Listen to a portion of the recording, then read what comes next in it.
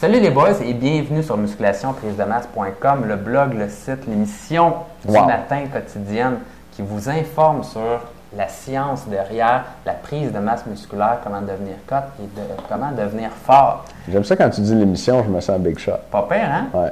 Quand j'en parle, tu sais, j'ai une émission sur la musculation. À quel poste? À quel poste? Sur YouTube. La télé communautaire. C'est moins bon. Ouais. Donc, on est ici, puis vos deux autres aujourd'hui. Correspondants, non? Deux correspondants, Étienne et Charles, ouais. donc c'est nos prénoms. Ouais. Et tous les deux, on est diplômés en kinésiologie, donc ouais. c'est pas mal ça. Ouais. Donc, on répond à une question de musculation aujourd'hui. Et notre question vient de Alex Boissonneau de Trois-Rivières. Et Alex nous demande « Salut les gars, j'ai acheté votre programme d'abdominaux, puis je fais tout au complet, j'ai réussi votre défi, mais… » Félicitations en passant. Ben ouais, félicitations. Good job. Par contre, il y a une chose qui m'agace, tous mes abdos du côté droit ne sont pas égaux avec ceux de gauche. Ils sont tous moins développés et pourtant, je les entraîne également. OK? Ça arrive, ça. Ouais.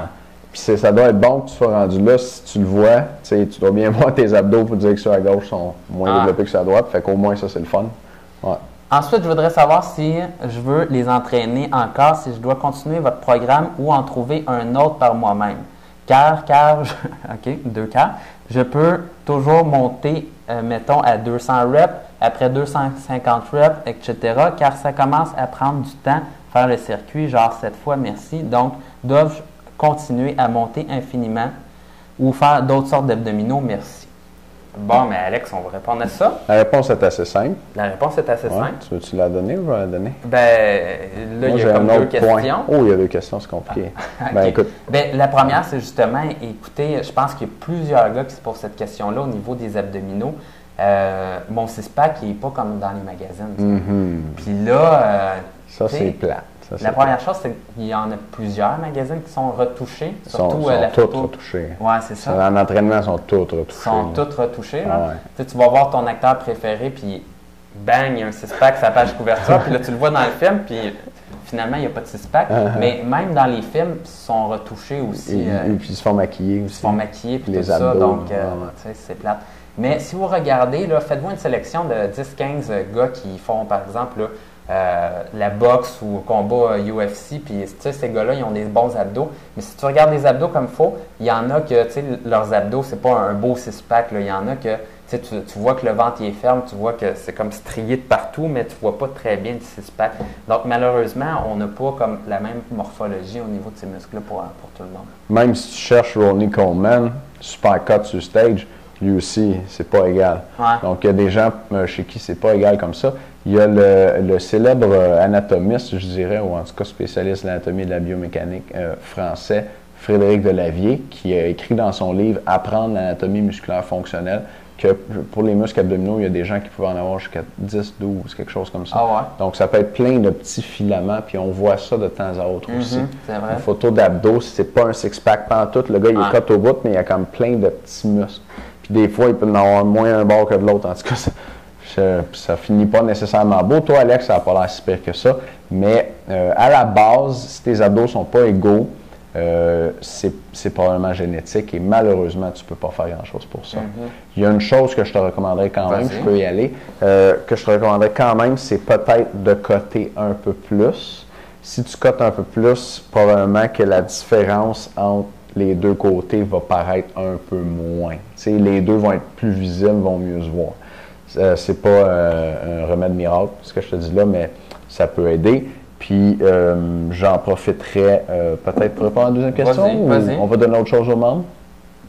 On va donner d'autres choses aux membres. C'est bon. Bien, répondre à la deuxième question, regarde, ça va probablement t'aider aussi. Donc, coter un peu plus, puis de ralentir sur l'entraînement de tes abdos. Si tu te souviens bien, là, dans le défi abdos en 30 jours, tu le fais pendant 30 jours. Toi, tu l'as réussi, félicitations. Tu as ton six-pack, tu as l'air d'avoir, félicitations. Après ça, tu passes sur le programme de maintien abdos à vie. Okay, tu as ça là-dedans.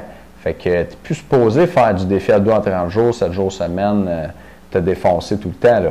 Fait que check bien dans les documents que tu as eus avec ton défi abdos. Regarde le programme abdos à vie, embarque là-dessus. Tu vas voir, c'est bien plus relax. Puis juste avec ça, c'est conçu pour te permettre de maintenir tes abdos en t'entraînant beaucoup moins. Là, tu as travaillé fort pendant 30 jours, c'est fait, tu passes en maintien, félicitations, on passe à un autre appel. Fait que, puis en ralentissant un peu l'entraînement de tes abdos, peut-être que là encore, il va y avoir moins de différence entre les deux. T'sais. Comme là, si c'est le côté qui est le plus fort, qui tire l'autre, j'exagère un peu, puis que tu l'entraînes à tous les jours, il est constamment un peu plus gonflé, un peu plus sollicité. Là, tu vas l'entraîner moins de fois dans ta semaine. Peut-être qu'il va se remettre à ressembler un peu plus à l'autre. Donc, je serais curieux de savoir comment ça va se passer là-dessus pour toi. Tu peux nous tenir au courant. Et puis, on parlait de coter légèrement cette semaine. Pour les gars qui veulent coter, on a le système scientifique avancé pour coter du docteur en activité physique Maxime Saint-Onge, qui entraîne les athlètes de fitness de haut niveau, puis qui leur permet de battre du monde dopé à jeun. Donc, comment est-ce que Max fait pour faire coter ses athlètes comme ça? C'est tout là-dedans. C'est une formation qui avait été donnée à des entraîneurs à l'Institut de perfectionnement en entraînement du Québec. Et c'est disponible en exclusivité sur musculation.com. Absolument. Yeah. Et ces gens-là, ils ont payé quand même pas mal cher pour assister à ça. Donc, si vous voulez voir ça puis l'avoir sur votre ordinateur, libre à vous. C'est votre chance cette semaine. Les informations sont en bas du vidéo ici. Pour les membres, je vais vous donner, dans le fond, d'autres explications, particulièrement au niveau de la posture pour la grosseur des muscles d'un côté et de l'autre. J'aime ça. Je vous explique ça. Oh yes. Je suis un posturologue, c'est pour ça. Hein? Ben oui. Moi, je n'ai pas cette formation-là. Il est allé chercher ça en plus. Ça m'intéresse toujours. Je vous explique ça dans l'autre vidéo. Wow. OK. À tantôt. Salut.